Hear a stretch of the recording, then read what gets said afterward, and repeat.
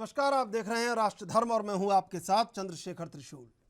संसद की कार्यवाही स्थगित होने के बाद संसद परिसर में कांग्रेस अध्यक्ष सोनिया गांधी और केंद्रीय मंत्री स्मृति ईरानी के बीच नोकझोंक हो गई। दोनों के बीच बहस हुई तो सोनिया ने स्मृति से कहा, डोंट टॉक टू मी। वित्त मंत्री निर्मला सीतारमण ने आरोप लगाया कि सोनिया ने बीजेपी की महिला सांसदों को धमकाया है। राष्ट्रपति का अपमान, संसद में घमासान, अधीर रंजन के बयान पर सियासी संग्राम, सोनिया और स्मृति में तीखी नोक-झोंक। सोनिया ने स्मृति को कहा, you don't talk to me. सांसदों के निलंबन की बात अभी ठंडी नहीं हुई कि अचानक से बीजेपी को बैठे बिठाए विपक्ष के खिलाफ एक मुद्दा मिल गया, you don't talk to me. जी हां, लोकसभा में कांग्रेस अध्यक्ष सोनिया गांधी और केंद्रीय मंत्री स्मृति ईरानी के बीच नोकझोंक हुई। अधीर रंजन के राष्ट्रपति पर दिए बयान पर हंगामे के बाद लोकसभा की कार्रवाई स्थगित हो गई। इसके बाद सोनिया गांधी सदन से बाहर जाने लगी तो बीजेपी के सांसदों ने नारेबाजी कर दी और इसके बाद सोनिया गांधी लौट कर आई और उन्होंने रमा देवी से पूछा कि सदन में उनका नाम क्यों लिया जा रहा है। जब अधीर रंजन ने माफी मांग ली, इस पर स्मृति ईरानी ने कुछ कहा तो सोनिया गांधी ने जवाब दिया, डोंट टॉक टू मी। इसके बाद दोनों नेताओं के बीच 2 से 3 मिनट तक तीखी बहस हुई। अधीर के बयान पर बीजेपी की सोनिया से माफी की मांग कांग्रेस पार्टी की घृणा का केंद्र बनी। कांग्रेस के पुरुष नेताओं ने द्रौपदी मुर्मू को कठपुतली कहा। कांग्रेस के घृणित कार्य करने वाले पुरुष नेताओं ने द्रौपदी को अमंगल का प्रतीक कहा और कल कांग्रेस के नेता सदन ने देश की राष्ट्रपति को राष्ट्रपत्नी कहकर संबोधित कर उनका अपमान किया। कांग्रेस पार्टी आदिवासी महिला का ये सम्मान पचा नहीं पा रही। कांग्रेस पार्टी गरीब परिवार की बेटी देश की राष्ट्रपति बने, इसको पचा नहीं पा रही। अधीर रंजन चौधरी ने अपने बयान पर दी सफाई। इस विवाद पर अधीर रंजन चौधरी ने बीजेपी पर निशाना साधते हुए कहा कि मैंने राष्ट्रपति से मिलकर माफी मांगने के लिए समय मांगा था, लेकिन बीजेपी सोनिया गांधी पर निशाना क्यों साध रही है। मैं बीजेपी को चुनौती देता हूं कि आगे आकर मुझसे लड़े। हमारी नेता जो महिला है उन्हें टारगेट ना करें। मैं फिर कह रहा हूं कि गलती हुई है। मैं बंगाली हूं, मेरी हिंदी अच्छी नहीं है। मुझे संसद में बोलकर स्पष्टीकरण देने दीजिए।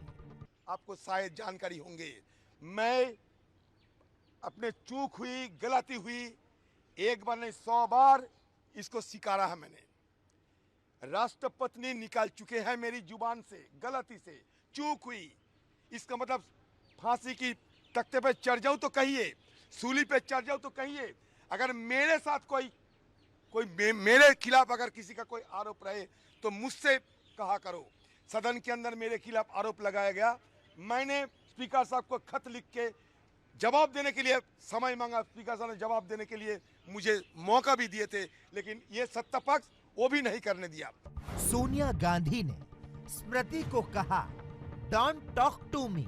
आज जब श्रीमती सोनिया गांधी ने बात की, उस समय कोई और भी सांसद बगल में आकर के क्या है, क्या हो गया, क्या बात हो रही है, ऐसे पूछने में you don't talk to me ऐसे करके दूसरे सांसद को ऑलमोस्ट थ्रेटनिंग आवाज से बात की है। ऐसे में दम खाए, ये मंत्रीगण भी बोल रहे हैं हमारे साथ। कुल मिलाकर अगर बात की जाए तो पिछले कई दिनों से बैकफुट पर खेल रही बीजेपी अधीर रंजन के राष्ट्रपति पर दिए बयान और सोनिया गांधी के you don't talk to me के बाद अब फ्रंट फुट पर खेलने लगी है। इन सबके बीच हमारा सवाल ये है कि देश की सबसे बड़ी पंचायत में हो रहे हंगामे से क्या कोई समाधान निकलेगा? क्या अधीर रंजन के माफी मांगने के बावजूद क्या कोई हल निकल पाएगा? Special desk ANB news. इसी मुद्दे पर आज चर्चा करेंगे। 3 मेहमान हमारे साथ जुड़े हुए हैं। संदीप त्रिपाठी कांग्रेस से, अश्विनी शाही बीजेपी से, इंदुकांत दीक्षित राजनीतिक विश्लेषक। आप तीनों का स्वागत है ANB न्यूज पर। अश्विनी जी, सबसे पहले आपके पास आएंगे। ये जो मतभेद थे, ऐसा लग रहा है कि लोकतंत्र की जो चौखट है उस पर ये आगे बढ़ते हुए और अब कहीं मनभेद में तब्दील होते जा रहे हैं। और अब इस तरह के हमले जो हो रहे हैं और कोई भी नहीं छूटा है, यहाँ तक कि सर्वोच्च पद भी इस हमलों में कहीं ना कहीं भेंट चढ़ गया है। क्या लगता है कि लोकतंत्र का जो चेहरा है, ये जो लोकतंत्र का वर्तमान है, ये हम नई पीढ़ी को कैसे दिखाएंगे, कैसे उससे कहेंगे कि 21वीं शताब्दी के जो 2 या 3 दशक थे उसमें ये हुआ था, जब भी इतिहास लिखा जाएगा हम कैसे उन्हें बताएंगे? देखिए चंद्रशेखर त्रिशूल जी, आज कांग्रेस जो है बड़ी हताशा में है। कांग्रेस, एक तो सरकारें उनकी घर राज्य से खिसकती जा रही हैं, केंद्र में भी देखिए क्या स्थिति है, उनके सांसदों की संख्या कम होती जा रही है।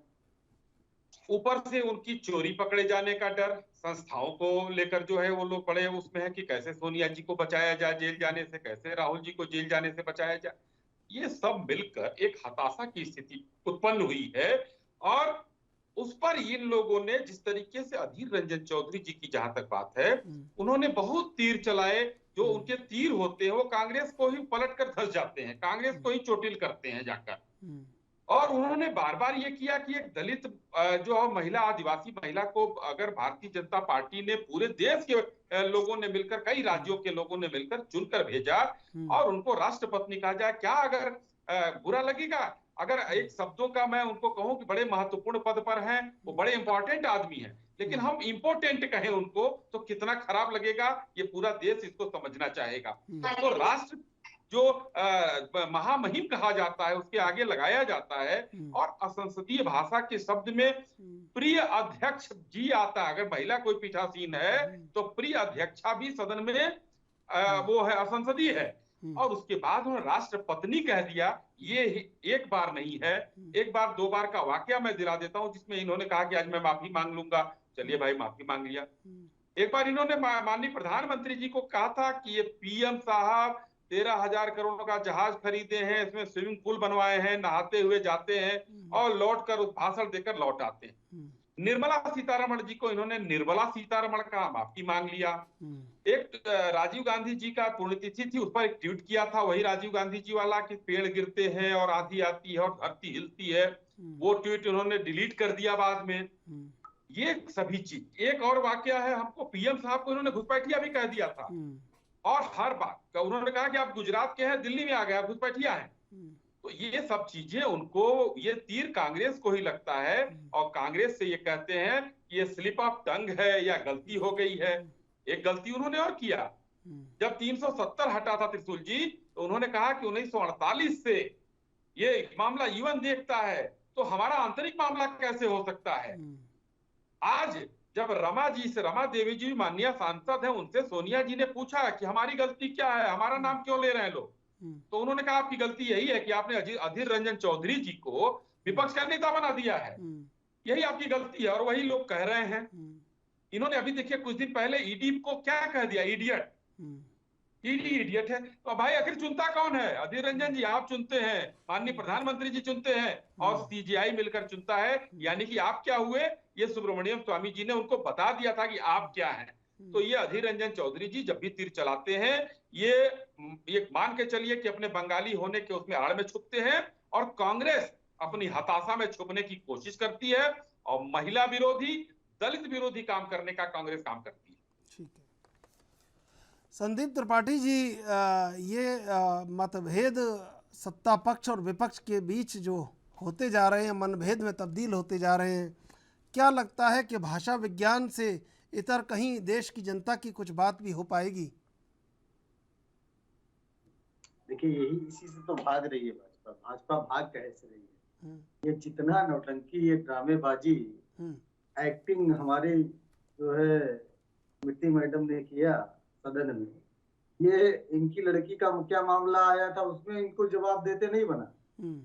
मतलब दीप खिला रहे हो चंदन लगाकर, अपने आप को है आप जैन, पारसी हैं क्या है, और आप अपने आप को हिंदू दिखाते हो, बहुत बड़ा बनते हो, दीप खिला रहे हैं अपने रेस्टोरेंट में। उस पे बात नहीं बन पाई, उस पे जवाब नहीं दे पाई, और वो अपने आप को बचाने के लिए इतना एग्रेसिव हो गए। एक ऐसे मुद्दे को दसियों बार अमित शाह जी ने, अटल बिहारी जी का जब देहांत हुआ था, उन्होंने क्या कहा था, ये बताने की जरूरत नहीं है, लेकिन वो जो है स्लिप ऑफ टंग था।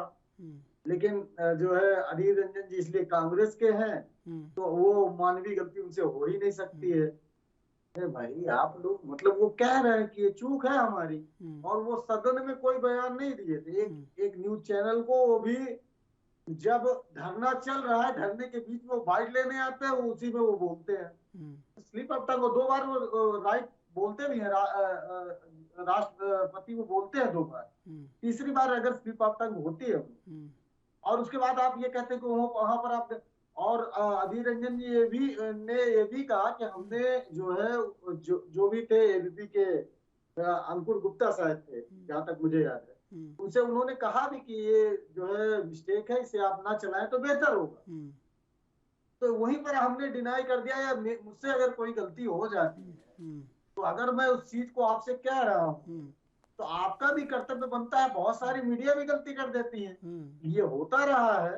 और अगर वो चीज को एक्सेप्ट कर लिया आदमी ने, जो है समझ लिया कि हाँ, और वो हिंदी भाषी नहीं है, हम भी जानते हैं, आप भी जानते हैं, सब कोई जानता है, बहुत सारे शब्द हैं जो गलत निकल जाते हैं। सोनिया जी बोलती है, उसमें बहुत सारे शब्द गलत हो जाते हैं। इसका मतलब नहीं है, और ये गलती है, जरा मोदी जी जब इंग्लिश में बोलते हैं क्या करते हैं, वो तो भला हो एक टेक्नोलॉजी आ गई है, नहीं तो बोल भी ना पाए। तो ये आपको समझना चाहिए। आज मुद्दों की आप बात करने से भाग रहे हैं, सदन में चर्चा कराने के लिए आज विपक्ष के नेता किस चीज का नारा लगा रहे हैं? महंगाई के खिलाफ नारा लगा रहे हैं, भ्रष्टाचार के खिलाफ नारा लगा रहे हैं। जो काला धन आप लाने की बात किए थे, जो आपने पहला काम किया था सरकार 2014 के बनने के बाद, जो एसआईटी गठित की थी, उसकी बात करते हैं। आप भाग क्यों रहे भाई? आप ही की तो बात हो रही है। अगर 100 स्मार्ट सिटी बनाने की वादा आपको याद दिलाया जा रहा है, तो मोदी जी आके कहते हैं मुफ्त की रेवड़ियां बांटना बंद होना चाहिए। अच्छा, मतलब जब 15 लाख खाते में दे रहे थे, तब आपको ये बातें नहीं पता थी? जब 100 स्मार्ट सिटी का वादा कर रहे थे, तब आपको नहीं पता था कि हम नहीं पूरा कर पाएंगे? जब बुलेट ट्रेन की बात कर रहे थे, तब आपको नहीं पता था? जब आप 2 करोड़ रोजगार देने की बात कर रहे थे, तब आपको नहीं पता था? अरे जब सब कुछ पता था तो ड्रामेबाजी क्यों? तो आपने तो ठगा है लोगों को, और ये ठगहारी, खुद ही ठगहारी करके दूसरों पर आरोप लगाना एक गलत बात है, दोहरा चरित्र है। और एक बात आप समझिए, देखिए एक बार क्रम पूरा हो जाए, एक बार संदीप जी क्रम पूरा, एक लास्ट पॉइंट मैं रख दूं बस। सोनिया जी के, जिस तरीके से सोनिया जी को स्मृति ईरानी जी निजी रंजिश में, इसलिए कि उनके बेटी के ऊपर एक आरोप लगा, वो हमारी भी बहन है, लेकिन अगर किसी ने गलत किया है तो गलत है, चाहे वो हमारा भाई हो या बहन हो। आप उस पे, और आपके सरकार के अधिकारी ने दिया है उसको नोटिस, तो आप उसका आक्षेप जो है या उसका गुस्सा सोनिया जी पर निकाले, ये सही नहीं है। वो जो है सम्मान रहा है। आप जो है संसदीय प्रणाली में एक दूसरे के पास लोग जाते रहे, बातें करते रहे, आप इस तरीके से उनको किस तरीके से सदन में कौन सी भाषा का इस्तेमाल आप 10 बार नाम लेके बुलाती हैं, जी लगाना भी जो है मुनासिब नहीं समझती हैं। अब वीडियो देख लीजिए, चला दीजिए, 10 बार नाम लेते हैं, लास्ट में 1 बार जी लगा के बात करती हैं। तो क्या तरीका है आपका? और दूसरी चीज, अगर ऐसे जिम्मेदार होने लगे तो मोदी जी बहुत सी चीजों के जिम्मेदार है। चिन्मयानंद स्वामी के जिम्मेदार हो जाएंगे, कुलदीप सेंगर के जिम्मेदार हो जाएंगे। ठीक है, मैं आऊंगा संदीप जी आऊंगा।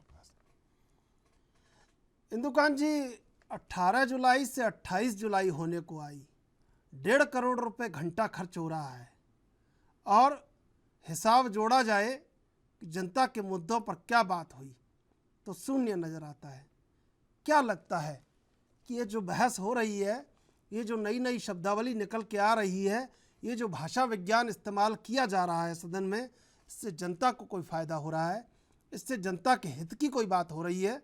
और क्या इसके लिए कोई एक पक्ष जिम्मेदार है? सभी को नमस्कार। चंद्रशेखर जी, जिस तरह से ये बात आज आई है और जिस तरह से ईडी की पूछताछ को लेकर के धरना प्रदर्शन कांग्रेस के लोग पूरे देश में कर रहे हैं, ये सारी चीजें उचित नहीं लगती हैं। और जिस तरह से आज हमने देखा कि तमाम कांग्रेस के नेता अधीर रंजन चौधरी कि इस बात को कह के कि उन्होंने जी माफी मांग लिया और उनको डिफेंड कर रहे हैं, कई बार आप देखेंगे कि वो बांग्ला है। वो खुद भी कहते हैं जब भी अधीर रंजन चौधरी जी कुछ भी गड़बड़ कर देते हैं, आप सोचे विपक्ष का नेता है वो, भारत जैसे बड़ी डेमोक्रेसी के जहाँ पे अधिकांश लोग हिंदी भाषी, वहां पे इस तरह की बातें कह के, अच्छा एक बार किसी से होता है, 2 बार होता है, जब जब वो ये बात करते हैं तो तुरंत वो कहते हैं कि मैं बंगाली हूँ या मैं बांग्ला हूँ और हमसे ऐसी। तो आपको मतलब ये समझ में नहीं आता है। ये आपने मतलब भारतीय संस्कृति में पले बढ़े हैं, आपको नहीं पता है कि शब्द बाण ऐसी चीज है कि जिसे आप एक बार चला दे तो वापस नहीं लिया जा सकता है। आप माफी कर सकते हैं, ये कर सकते हैं, शब्द बाण वापस नहीं आते हैं। आपके सामने नुपुर शर्मा का मामला है, जिसको कितना बड़ा मुद्दा बनाया कांग्रेस ने और विपक्षी दलों ने, और वो उसका अंतर्राष्ट्रीयकरण भी हो गया। इससे बड़ा उदाहरण नहीं हो सकता है कि शब्द बाण का क्या असर होता है। और ये कह देना कि मैं बंगाली हूं, हमसे गलती हो जाती है, तो फिर तो आप सारे बांग्ला लोगों को शर्मसार करने की कोशिश करते हैं। बंगाल में कितने बड़े बड़े साहित्यकार हुए, उन्होंने, आप सोचे कि हमारा राष्ट्रगान वहीं का रविन्द्रनाथ ठाकुर जी का लिखा हुआ है। किसी ने कभी नहीं कहा कि मैं बंगाली हूं इसलिए हमको हिंदी के शब्द नहीं आते हैं। बार बार गलतियां कर करके बांग्ला को या बंगाली को तोहमत लगाना, कहीं ना कहीं ये बताना कि मैं ठीक हूं, हमारे बंगाली होने से गड़बड़ी हो जाती है, ये तो आप अपने संस्कृति को, अपने कल्चर को, अपने भाषा भाषियों को भी शर्मिंदा करने की कोशिश करते हैं। देखिए, उदाहरण दिया अश्विनी शाही जी ने कि किस तरह से उन्होंने कई बार जानबूझ करके अपशब्दों का उपयोग किया, तो वो तो स्लिप ऑफ टंग नहीं थे। उदाहरण के तौर पर मैं 1-2 उदाहरण दूंगा। उन्होंने 12 मार्च 2022 को ट्वीट कर वो तो नहीं बांग्ला होने से उनकी जुबान से रख गई, उन्होंने ममता बनर्जी को कहा पागल है। अब ये तो बंगाली होने का आप वोट नहीं ले सकते, चूंकि लिखा था उन्होंने। राजीव गांधी जी की पुण्यतिथि पर अभी इसी वर्ष 21 मई 2022 को उन्होंने ट्वीट कर दिया कि जब कोई बड़ा पेड़ गिरता है तो धरती हिलती है। उन्होंने, अद्भुत है नेता वो तो, कहां से आपने चुनकर ऐसा नमूना ले आया। हमको ये कहना पड़ रहा है क्योंकि आपको विपक्ष के नेता जैसे जिम्मेदार पद पर जिस चीज से आप बार बार अपना दामन छुड़ाते हैं, कि राजीव गांधी ने किस भाव से किस समय कहा था, कांग्रेस लगातार उसको डिफेंड करती है। और उनकी पुण्यतिथि पर स्वयं आपके द्वारा बनाए गए विपक्ष के नेता ट्वीट कर देते हैं कि जब कोई बड़ा पेड़ गिरता है तो धरती हिलती है। और बाद में कह दिया जब चारों तरफ से फंस गए तो वहां तो कह नहीं सकते थे लिखा हुआ कि बंगाली है, गलत हो गया शब्दावली, शब्द का ज्ञान नहीं था, अंग्रेजी में किया था उन्होंने कोट। तब उन्होंने क्या कहा, आप देखिए स्तर देखिए उनका, उन्होंने कहा मेरा अकाउंट हैक हो गया था। अब उसके बाद उसकी जांच हुई तो कोई अकाउंट हैक नहीं हुआ था। केवल यही चीज करने के लिए अकाउंट हैक होता है। निर्मला सीतारमण को उन्होंने ऑन रिकॉर्ड बोला निर्मला सीतारमण। मतलब आप किसी महिला के प्रति अनादर की बात करें, तो ये बात बार बार अधीर रंजन चौधरी जी के साथ ही क्यों होती है। आज का जो मुख्य मुद्दा है चंद्रशेखर जी, वो विपक्ष के नेता हैं, उन्होंने अपनी पोजीशन एकदम हास्यास्पद कर ली है। लेकिन डिबेट को लेकिन ऐसे- इंदुकांत जी, ये तो कभी ऐसा नहीं है कि एक बार कांग्रेस की तरफ से ही बोला गया, ये तो सत्ता पक्ष की तरफ से भी कई ऐसे शब्द बोले गए। तो क्या देखिए, ये माना जाए कि ये एक तरफा कवायद हो रही है? नहीं उस पर क्या चर्चा हो अश्विनी सकती शाही है। जी से ये सवाल नहीं पूछा जाए कि आप भी उसके दोषी हैं? रेणुका चौधरी से अगर कुछ कहा गया तो आप भी उसके दोषी हैं। ठीक बात है, लेकिन देखिए आज मैं देख रहा था आ रहा हूँ कि मैं संदीप जी, आ रहा हूँ। और कांग्रेस की एक प्रमुख दरअसल प्रवक्ता है। दरअसल ये सवाल पूछना पड़ता है, सवाल इसलिए पूछना पड़ता है कि जनता हमसे कुछ उम्मीदें रखती है। जनता को लगता है कि कहीं ना कहीं हमारे हक और अधिकार की बात अगर कहीं नहीं हो पाएगी तो यहाँ हो जाएगी, इसलिए मुझे सवाल पूछना पड़ रहा है। क्या इसके लिए चंद्रशेखर जी, सिर्फ और देखिए सिर्फ यहाँ- कांग्रेस जिम्मेदार है? इसके दो पक्ष हैं चंद्रशेखर जी। एक है जो अधीर रंजन चौधरी जो करते हैं वो क्योंकि वो इस मामले में बिल्कुल उनकी जो बयानबाजी है ये है, और उसके बाद माफी मांगना और बताना कि हम बंगाली गलती हो गई, वो एक पक्ष है, ये अलग बहस का ही मुद्दा है। और एक बात है कि ये बातें हर पार्टी के लोग करते हैं, सिर्फ भाजपा और कांग्रेस नहीं। समाजवादी पार्टी, आपको याद होगा माननीय मुलायम सिंह जी ने कहा था मुझे याद है रेपिस्ट लोगों के बारे में कि लड़के हैं गलती हो जाती है। ये तो बार बार कई जगह कई पार्टियां करती हैं, इसमें सुधार की आवश्यकता है। लेकिन एक कोई ऐसा राजनेता जो बार बार यही बात करे, बार बार ऐसी बात करे, ये बात क्षम्य नहीं है। ठीक। अब आज तो उन्होंने देखिए स्लिप तमाम ऑफ टंग मर्यादाओं एक को बार लांघ होती दिया, है। तमाम मर्यादाओं नहीं, को। और स्लिप ऑफ टंग एक बार होती है चंद्रशेखर जी, उन्होंने 2 बार उनका बयान आप रिपीट करके देखिए कि 2 बार किया। आपने तो मौका दिया भाजपा को, ठीक है, भाजपा जितना एग्रेसिव होकर उन पे हमलावर हुई। ठीक है, सदन के मैं आऊँगा आपके पास। संदीप त्रिपाठी जी कुछ कहना चाह रहे हैं। अश्विनी जी मैं आऊँगा आपके पास, एक बार सुन लेता हूँ उनको। जी संदीप जी। मोदी जी की गलतियां मैं भाई साहब को याद दिला दूं, जरा याद करिएगा। उन्होंने महात्मा गांधी जी को कहा मोहनलाल करमचंद गांधी। अब बताइए ये गलत है या सही? अब आते हैं, उन्होंने कहा 2013 में पटना की बहुचर्चित रैली, बिहार की शक्ति का जिक्र करते हुए उन्होंने नालंदा यूनिवर्सिटी को तक्षशिला में बता दिया। और बता देते हैं, अहमदाबाद में कहा कि आजादी के समय $1 बराबर ₹1 था। ये हमारे मोदी जी हैं। अरे वही मोदी जी विश्वगुरु वाले, दाढ़ी वाले और रविन्द्रनाथ टैगोर की नकल करने वाले। मतलब आप लोग क्या समझते हैं, मानवीय भूल है, होती है। कितना गिना रहा हूँ, सुनते जाइए। 2003 में मोदी जी ने कहा कि अहमदाबाद नगर पालिका में महिलाओं का आरक्षण का प्रस्ताव सरदार वल्लभ भाई पटेल लेके 1919 में आए थे। भाई लीला भाई 2014 में मोदी जी ने मेरठ में कहा कि कांग्रेस ने आजादी की पहली लड़ाई को कमतर रखा, जबकि कांग्रेस का उस समय जन्म ही नहीं हुआ था। ये हमारे मोदी जी है। बंगलौर में मोदी जी ने कहा कि 15 अगस्त में प्रधानमंत्री का भाषण लाल दरवाजे से होता था। ये मोदी जी हैं हमारे। 700 करोड़ की आबादी अभी उन्होंने कुछ दिन पहले बताया था। ये हमारे मोदी जी है। मोदी जी ने कहा कि 1960 में महाराष्ट्र में 26 मुख्यमंत्री हुए हैं। हमारे मोदी जी हैं। ठीक है, अब सुनिए ना, गिनवाते रहेंगे जिससे उससे कोई मतलब नहीं। ठीक है, सुनते जाइए। उन्होंने गुप्त सम्राट की बात करते हुए हमें सुन लिया भाई, सुन लिया। देखिए संदीप जी आप ये चीजें आरोप की अतिशोक्ति अलंकारों की बिल्कुल आप पूरी भरमार कर चुके। मैं आऊंगा आपके पास। अश्विनी जी आपने सुन लिया। देखिए अश्विनी जी, जिम्मेदारी है इसलिए आपसे पूछ रहा हूँ, जिम्मेदारी है इसलिए सबसे पूछूंगा। क्या ये गलतियां करने का रिवाज आज नया है? क्या ये शब्दों के माध्यम से एक दूसरे को चोटिल करने का रिवाज आज नया है? और क्या इस रिवाज को रोकने की जिम्मेदारी किसी की नहीं थी? क्या ये गंभीरता कोई नहीं दर्शा सकता था? क्या राजनीति में उच्च जो एक स्तर होता है उसको आदर्शों और सिद्धांतों पर कोई नहीं ला सकता था? क्या व्यक्तिगत हमले ज़रूरी थे, और इतने ज़रूरी थे कि किसी ने कुछ देखा नहीं? और मैंने जब डिबेट शुरू हुई थी तब भी कहा था कि नई पीढ़ी के लिए हम क्या छोड़ेंगे, क्या आदर्श होगा नई पीढ़ी के लिए? ये जो आज हो रहा है, त्रिशूल जी देखिए, सदन में पहले आज से नहीं, पहले से बड़ा नोकझोंक होता था, किसी को कुछ भी कहा जाता था, लेकिन शब्दों का जो चयन होता था वो शब्दों का चयन बड़ा अच्छा होता था। मैं उदाहरण देता हूं, दो उदाहरण मेरे पास है। एक, अटल बिहारी वाजपेयी जी ने एक बार कांग्रेस के लोगों को कह दिया कि कांग्रेस के आधे लोग मूर्ख हैं। कांग्रेस ने हंगामा को शुरू कर दिया और उन्होंने कहा कि भाई चलिए मैं अपने शब्द वापस लेता हूं, मैं कहता हूं कांग्रेस के आधे लोग मूर्ख नहीं है। तालियां बजने लगी।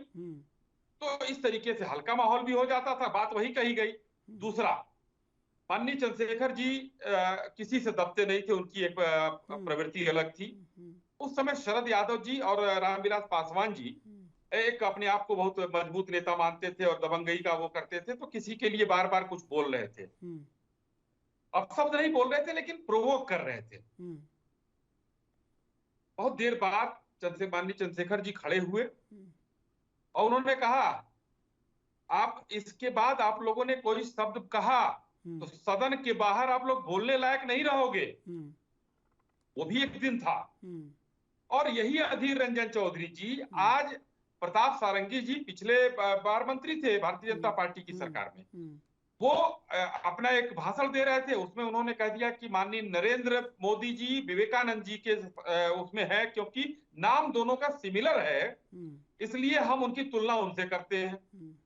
अधीर रंजन जी ने कहा कि इससे बंगालियों की भावनाएं आहत होती हैं और गंगा जी की तुलना आप नाली से नहीं कर सकते हैं। विवेकानंद जी गंगा, चलिए कोई बात नहीं, अच्छी बात है, लेकिन देश का प्रधानमंत्री नाली, वहां कौन सा स्लिप ऑफ टंग था। तो एक अटल जी की भाषा पर जाइए, एक अधीर रंजन चौधरी जी की भाषा पर जाइए। उस समय वो विपक्ष में थे, ये भी विपक्ष में है। आखिर क्यों कांग्रेस ने इनको बनाया है? शब्दों की गरिमा और शब्दों का चयन, चाहे आपके चैनल पर डिबेट हो या सदन में हो, हर व्यक्ति का काम होता है बनाकर रखना। ये उसकी चीजों को एक आगे करता है कि आप कितने सभ्य समाज में जी रहे हैं या जीना चाहते हैं, या आपकी ये भावनाएं जानबूझकर हैं, आप जानबूझकर बार बार गलती कर रहे हैं। अभी जो है कई गलतियां मैंने गिनाई और कई चीजें जो है अभी हमारे जो है अपने विशेषज्ञ महोदय ने कहा। अश्विनी जी, मैं आपसे जवाब लूंगा, लेकिन इससे पहले लेंगे एक छोटा सा ब्रेक। हमने नहीं गिनाई, वो नहीं याद रहेगा।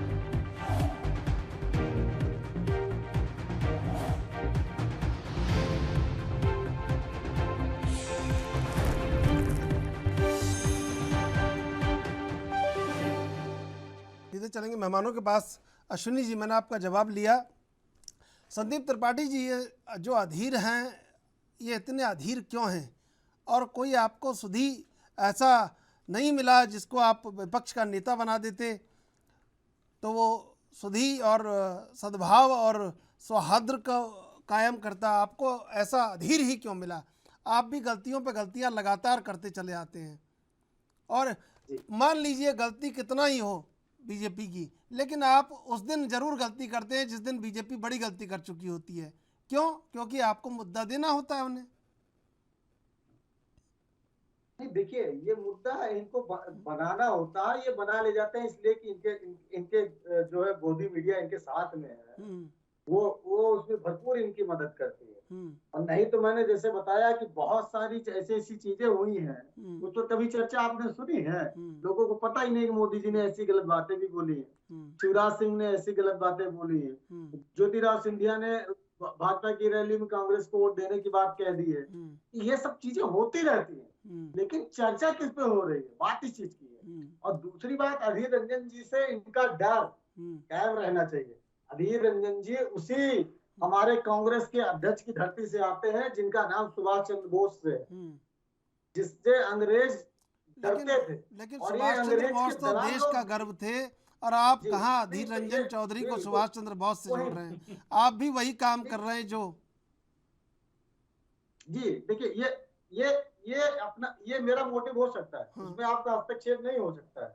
ये मेरा मानना है, आपको नहीं मानना है मत मानिए, लोकतंत्र है, डेमोक्रेसी है। मैं मानता हूँ तो सुभाष चंद्र जी की धरती से आए हमारे, ये मैं भी मानता हूँ, लेकिन ये नहीं माना जा सकता कि सुभाष चंद्र बोस अधीर रंजन चौधरी एक ही किरदार है या एक ही जैसे हैं, कर्तव्यों में या बोध में या शिक्षा में या निष्ठा में या समर्पण में। ये आप कह रहे हैं, मैं जिस वे में कह रहा हूँ वो बिल्कुल है। वो निडरता, जिस तरीके से निरंकुश हिटलरशाही सरकार के खिलाफ अधीर रंजन जी मजबूती से लड़ रहे हैं, वो सुभाष चंद्र बोस जी की झलक दिखाई देती है। इसमें कोई दो राय नहीं है।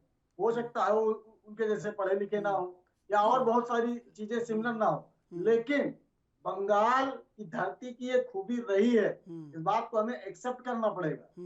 इसमें कोई दो राय नहीं है। सुभाष चंद्र बोस को भी तो आप सम्मान नहीं दे पाए ना सरकार में रहते हुए, फिर आप वही बात छेड़ देते हैं। सुभाष चंद्र बोस को भी वो सम्मान नहीं दे पाए आप सरकार में रहते हुए, आप कैसे कह सकते हैं इस बात को? मैं बता रहा हूँ कैसे कह सकता हूँ। हाँ। चले जाइए दिल्ली संग्रहालय में सुभाष चंद्र बोस जी की चिट्ठियां पढ़ लीजिए।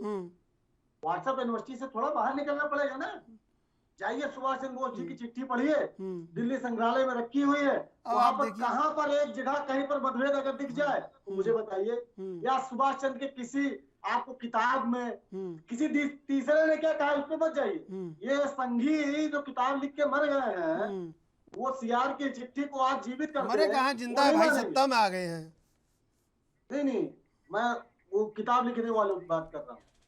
जिस समय उसको वैल्यूएशन नहीं मिली, आज जिनका ये लोग कोट करते हैं, जिन लोगों जिनकी बातें लेकर ये लोग उड़ते हैं। और एक बात समझिए, सुभाष चंद्र बोस जी की फाइल खोलने की बात हुई थी, मोदी जी का भाषण है। सीधे चलेंगे मेहमानों के पास। संदीप त्रिपाठी जी, आप लगातार अगर आपसे पूछा जा रहा है, मैं आपको बता दूंगा उदाहरण, सुभाष चंद्र बोस को सम्मान नहीं मिला जो आज आप अधीर रंजन चौधरी से जोड़ रहे हैं सुभाष चंद्र बोस को।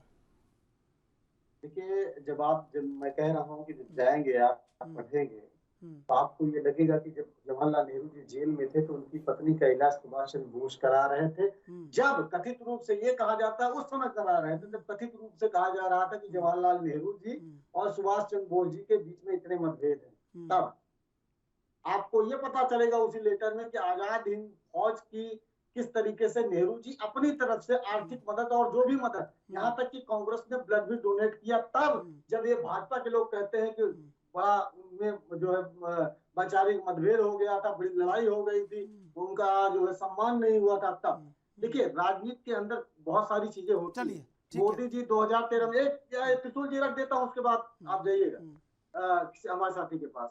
2013 तक जो है मोदी जी कहीं राष्ट्रीय राजनीति में नहीं रहते, कैबिनेट मिनिस्टर नहीं रहते, सांसद नहीं रहते। 2013 में एक बार मोदी जी आते हैं और प्रधानमंत्री बन जाते हैं। अब कल को कोई सवाल जब मोदी जी ना रहे और ये कोई उठाए कि मोदी जी कैसे उठ गए, उसमें सुषमा स्वराज जी को बनना चाहिए था। भाई ये भाजपा का जो है आंतरिक मसला था, उन्होंने बनाया उनको कैंडिडेट। तो उसी तरह कांग्रेस का इंटरनल मैटर है। आप सुषमा स्वराज से ज्यादा क्या इनको मोदी जी बना लेता क्या, जो है संसदीय प्रणाली का या जो है केंद्र की राजनीति का नहीं था। लेकिन उनकी पार्टी उनको लाया, कैंडिडेट बनाया और प्रधानमंत्री है आज। भले असफल है, मैं मानता हूँ असफल, ठीक है, लेकिन बनाया वो आज है ना प्रधानमंत्री। ठीक है, तो इसी तरह जवाहरलाल नेहरू जी को कांग्रेस ने बनाया। आप संदीप त्रिपाठी जी को सुन के तो समझ ही गए होंगे कि अधीर रंजन चौधरी ने क्यों कहा, कैसे कहा और किस लिए कहा, समझ ही गए होंगे। नहीं, उसको मैं जस्टिफाई नहीं कर रहा हूँ। नहीं, मैं तो ये कह रहा हूँ जो आपने कहा, नहीं, आपने जो कहा, मैं इंदुकांत जी से पूछ रहा हूँ, विश्लेषण करवा रहा हूँ कि उनको सुन के समझ गए होंगे आप क्यों कहा। आपने मैंने एक सवाल के जवाब में कहा, आपने जब ये पूछा कि आप अधीर रंजन चौधरी को क्यों जो है विपक्ष का नेता बनाए, तब हमने इस बात का जवाब दिया। इंदुकांत जी लगातार सिलसिला चलता रहेगा इस तरह से। मैंने चंद्रशेखर जी पहले कहा कि ये बहस दो हिस्से में रखना चाहिए। एक सिर्फ फोकस टू अधीर रंजन चौधरी और उनका जो पुराने इस तरह के बयानबाजी का, बयान बदलने का, बयान गलत देने का, माफी मांगने का जो दौर है वो, और एक जो जनरल पॉलिटिकल लीडर्स जो बयानबाजी करते हैं उसको, जिस तरह की बात आज संदीप जी कह रहे हैं, देखिए ये इनडिफेंसिबल डिफेंड है। क्यों, आपके पास सामने एक ऐसा मुद्दा है जिसपे कि आप डिफेंड करने की पोजीशन में नहीं, लेकिन आप उसको डिफेंड करना चाहते हैं। यही करते हुए मैं आपको बता रहा था, पीछे बात कट गई, कि आज एक प्रमुख प्रवक्ता मैडम ने यहां तक कह दिया कि प्राइम मिनिस्टर मोदी ने तो एक भाषण में कहा था बेटी बढ़ाओ, बेटी पढ़ाओ और बेटी बचाओ। अब उसमें उन्होंने कहा कि यो तो उन्होंने कहा था, उनके मुंह से हो गया था कि पटाओ। अब आप ये देखें कि ये इसकी तुलना अधीर रंजन चौधरी के इस तरह के बयान से की जाए तो आप ये समझ सकते हैं कि इस बयान के प्रति उन्हें क्षोभ है कि नहीं है। इस तरह का डिफेंस जब किया जाता है त्रिपाठी साहब, तो इससे मैसेज समाज में क्या जाता है? हम आप कुछ भी बहस कर लें, आप अपने को डिफेंड करने के लिए जो बातें कर लें, लेकिन समाज में ये कहीं ना कहीं मैसेज जाता है कि इतनी बड़ी त्रुटि करने के बाद, और वो एक बार करते तो 2 बार उन्होंने राष्ट्रपत्नी शब्द का उपयोग किया, उसके बाद भी इस तरह से डिफेंस जो उनको करने की, उनको डिफेंड करने की कोशिश की जा रही है, उसमें एक और पूरा लाइन बोल दीजिए शेखर जी, पूरी लाइन बोल दीजिए, क्या बोला था उन्होंने? माफी मांग ली और ये कह रहे हैं कि हम जाकर राष्ट्रपति जी से मिलकर माफी मांगेंगे। जिसके लिए कुछ और कहना, कुछ और ध्यान दिलाना चाह रहे हैं शायद अश्विनी शाही। केवल एक बात और देख लीजिए, क्योंकि हमने पहले ही कहा कि ये चर्चा 2 हिस्से में की जाती तो ज्यादा अच्छा होता। अधीर रंजन चौधरी जी के ऊपर मैं फोकस करके बात कर रहा हूँ, क्योंकि आज का मुद्दा बिल्कुल उनसे कनेक्टेड है। उन्होंने, मैंने इन चीजों को इसलिए नोट किया आपके पास में आने के पहले, कि लोकसभा में जब जम्मू कश्मीर पे बहस हो रही थी, उस दौरान 6 अगस्त 2019 त्रिपाठी जी, अधीर रंजन चौधरी जी ने ऑन रिकॉर्ड लोकसभा की बहस में विपक्ष के नेता के तौर पे कहा, you say that it is an internal matter, but it is being monitored since 1948 by the UN. Is that an internal matter? अर्थात वो लोकसभा में विपक्ष के नेता के तौर पे, कांग्रेस के सबसे बड़े नेता के तौर पे कह रहे हैं कि आप कह रहे हैं कि जम्मू कश्मीर भारत का अंदरूनी मामला है, लेकिन 1948 से तो इसका संयुक्त राष्ट्र स्वयं मॉनिटरिंग करता आ रहा है, तो आखिरकार ये इंटरनल मैटर कैसे हो गया? अब आप देखिए, क्या ये स्लिप ऑफ टंग है, स्लिप ऑफ माइंड है, या फिर इतने बड़े, इतने गरिष्ठ पद पर बैठने वाले व्यक्ति के साथ अगर इतनी नादानी है या ज्ञान की कमी है तो बहुत ही अफसोसजनक है। और ये क्या होता है कि पूरी पार्टी को कांग्रेस, जिसने स्वतंत्रता की लड़ाई लड़ी, कितना बैड लाइट में शो करता है। एक के बाद एक गलतियां। त्रिपाठी जी, विचार का मुद्दा ये है। और फिर आप इसकी प्राइम मिनिस्टर ने ऐसा बोला, प्राइम मिनिस्टर ने ऐसा बोला, स्मृति ईरानी ने ऐसा बोला, ये कह करके अगर एकाएक हम केवल ऐसे मौके पर डिफेंड करने की कोशिश करते हैं, तो कहीं ना कहीं मैसेज ये जाता है कि अधीर रंजन चौधरी जी से कोई बड़ी गलती नहीं हुई। और भी लोगों ने, जैसा शुरू में शाही जी ने कहा कि और लोगों ने भी गलतियां की हैं, इसलिए ये भी कर दिए, तो ये कोई बात नहीं है, इसको नादानी मान के छोड़ दीजिए। ये गलती है, आपने माना, और इसी मुद्दे पर और गलतियों को गिना रहे हैं। और ये भी साथ साथ कह रहे हैं कि ये स्लिप ऑफ टंग है, चूंकि वो बंगाली हैं। तो इतनी घटनाएं क्रमवार अगर स्लिप ऑफ टंग हैं, तो इतनी बड़ी जिम्मेदारी लायक वो व्यक्ति या राजनेता नहीं हो सकते, ये मेरा मानना है। ठीक है इंदु शेखर जी, उन्होंने जो लाइन कही थी जी, मैं बताता हूँ जी। अश्विनी जी, संदीप त्रिपाठी जी कुछ कहना चाह रहे हैं, जरा सा सुन लीजिए बस। जी संदीप जी। देखिए, पहली बात तो अगर ठीक है उन्होंने गलती की है अधीर रंजन चौधरी जी ने, तो आपको कौन सा अधिकार मिल गया कि आप सोनिया जी के बारे में इस तरीके की? ठीक है, मैं इसी सवाल पर आ रहा था। और सोनिया जी उस समय न विपक्ष की सदन में नेता है, पार्टी की नेता है, पार्टी का तो कोई मसला नहीं था। ठीक है, सदन के अंदर चर्चा हो रही तो सदन का नेता जो होगा वो जिम्मेदार होगा। ठीक है, उसी नेता के अंदर अंडर में सोनिया गांधी खुद है। ठीक है, मैं क्रम से आऊंगा। बात आपको संसदीय प्रणाली में समझ में नहीं आती है। आऊंगा मैं। जवाब आपको सोनिया गांधी से चाहिए। जी, गजब की लीला है भाई। जी ठीक है। अश्विनी जी, आप अपनी बात जारी रखिए। देखिए, मैं ये कह रहा था कि अधीर रंजन चौधरी जी सदन में विपक्ष के नेता हैं। उन्होंने जो सदन के बाहर उन्होंने महामहिम के ऊपर कोई भी अमर्यादित टिप्पणी करता है तो संसद भी एक आम आदमी माना जाता है, उस पर आपराधिक मुकदमा दर्ज होता है, और वो जरूर कहीं ना कहीं से होगा, हिंदुस्तान है, और उनको सजा दिलाने की बात होगी। उन्होंने पूरी लाइन जो बोला, 2 बार उन्होंने राष्ट्रपत्नी बोला, और उन्होंने क्या कहा कि अगर वो सबके लिए हो सकती है तो हमारे लिए क्यों नहीं। ये स्लिप ऑफ टंग इसमें कहाँ आ रहा है? राष्ट्रपिता और राष्ट्रपत्नी की बात है, ये कहाँ स्लिप ऑफ टंग आ रहा है? इसका मामला आप जैसे निकाल लीजिए। दूसरी बात, एक माननीय मंत्री जो कैबिनेट मंत्री हैं, वो सोनिया जी को अगर कुछ कहती हैं, बात करती हैं कि भाई आप माफी मांगिए, जो कि उनके नेता ने माफी नहीं मांगा था, क्योंकि उस दल की शायद वो अध्यक्षा है, पूर्णकालिक तो नहीं है, लेकिन उन्होंने जब मांगा तो उन्होंने कह दिया उनसे बात करते हुए, डोंट टॉक टू मी। भाई क्या है आप एक सांसद हैं और वो एक कैबिनेट मंत्री को इस तरीके से डांट कैसे सकती हैं आप? कौन सा खींच निकाल रही हैं? बेटे को हारने का, कि अपने अगली आने वाली हार का, या कांग्रेस के डूबने का? कौन सा? क्योंकि सोनिया स्मृति ईरानी जी के जाने के बाद अमेठी से कांग्रेस का पतन हुआ और एक कांग्रेस के युवराज भाग कर वायनाड चले गए, यहाँ चुनाव हार गए। क्या स्थिति बनी? उस लिए महिला मंत्री के लिए आपके ये अच्छे शब्द, किस हैसियत का शब्द इस्तेमाल नहीं करूंगा, किस कैपेसिटी में निकला, मैं ये इस्तेमाल करूंगा कि किस कैपेसिटी में आपने कहा डोंट टॉक टू मी। वो माननीय मंत्री है देश की और आप कुछ नहीं है। आप अपने पार्टी की नेता होंगी तो बाहर होंगी, सदन में अधीर रंजन चौधरी नेता है। ठीक है जी। संदीप त्रिपाठी जी, पहली बात अध्याय जी, ये आदमी के ऊपर डिपेंड करता है। अगर आपसे बात नहीं, वो मंत्री नहीं प्रधानमंत्री हो, अगर आपकी उस व्यक्ति से बात करने की इच्छा नहीं है तो जबरदस्ती फोर्सली आप नहीं बात कर सकते। आप उसको जाइए, अपने ही नेता जो आपके सांसद है उनका बयान सुनिए, जिनकी अभी चर्चा हो रही थी, वो जाती हैं, उनको बोलती हैं। पहले कांग्रेस तो संदीप भाई हर चीज में आजकल बचाव की मुद्रा में उतर जाती है कि सारा चीज आप लोग ठीक ही कर रहे हैं। क्यों बचाव कर रहे हैं भाई? काहे नहीं करेंगे?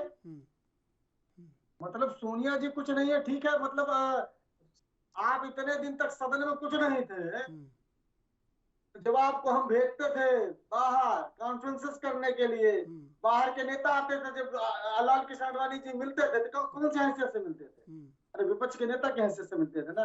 वो कितनी बार की जो है उन्होंने सांसद रही है, इसका तो लिहाज, इतनी उम्र हो गई है उनकी, इस बात का तो लिहाज करना चाहिए।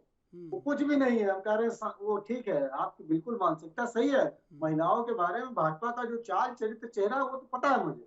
वो आरएसएस आपका मत संगठन बताता है, वो आज तक उसमें एंट्री नहीं हुई महिलाओं में। जहाँ से आप लोग निकल के आते जिस बिल से, उस बिल में कभी जो है महिला जा ही नहीं पाई। वही ये भाषा, ये नहीं देखिए, भाषा तो वो थोड़ा बहुत सीखे है ना, बनाए रखिए थोड़ा सा। हमने नहीं, वो आरएसएस का असर ये है। सुबह से परिपाटी चल रही है, रात तक चलती रहेगी क्या? सुन लीजिए त्रिशूल जी, जो अभी बात कर रहे हैं कि वो क्या है, सोनिया जी। सोनिया जी वो है जिन्होंने प्रधानमंत्री के पद को ठोकर मार दी थी। वो है जज्बा, सदस्य का नहीं छोड़ा जाएगा। मैं जवाब दे दूं, प्रधानमंत्री के पद को ठोकर मार दी थी। बिल्कुल, ये हमारा मजबूरी थी, नहीं बन सकती थी। विदेशी महिला कैसे प्रधानमंत्री बन जाती, उनकी मजबूरी थी। कठपुतली प्रधानमंत्री बना दिया, जो बोल नहीं सकते थे। त्याग किया, कौन सा त्याग? गांधी परिवार त्याग करने के लिए पैदा हुआ है। गांधी परिवार इस देश की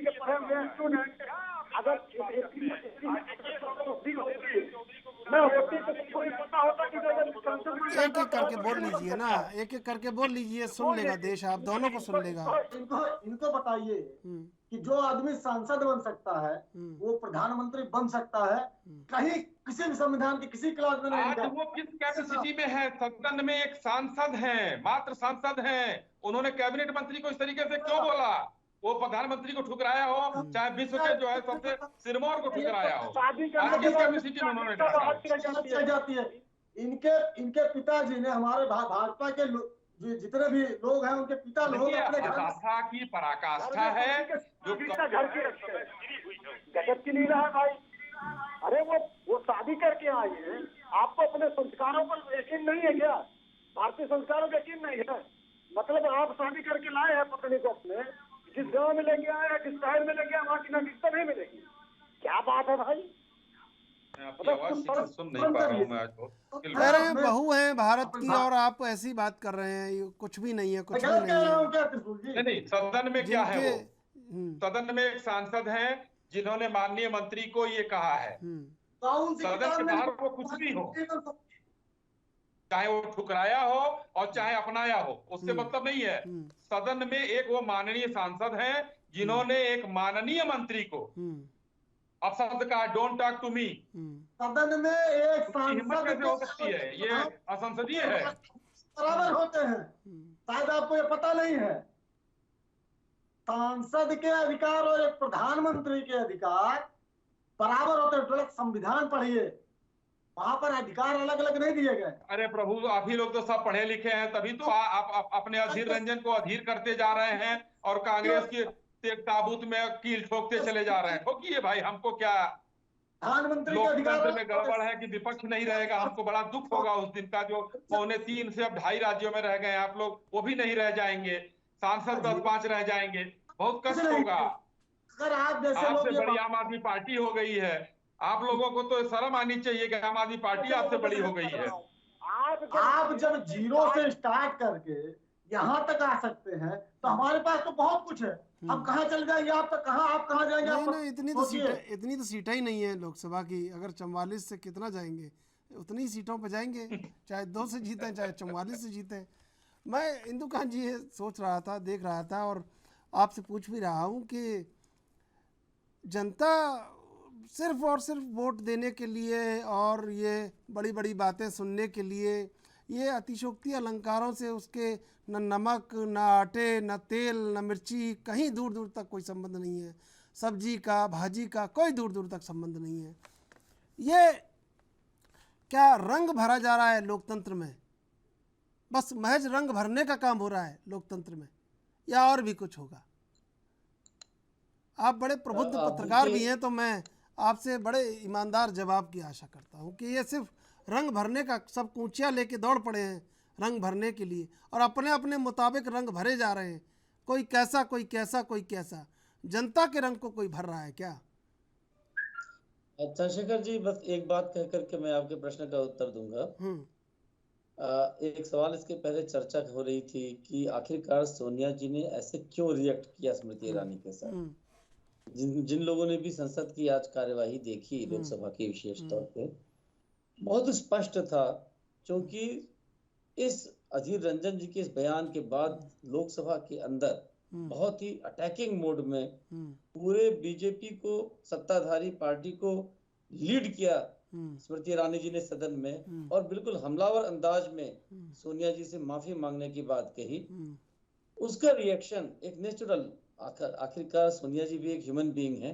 जब बाहर निकली और वो जब वहां भी विरोध प्रदर्शन महिला सांसद विशेष तौर पे जो कर रही थी भाजपा की, वहां पलट के वो गई, बात करने की, माफी तो मांग लिया है अधीर जी ने।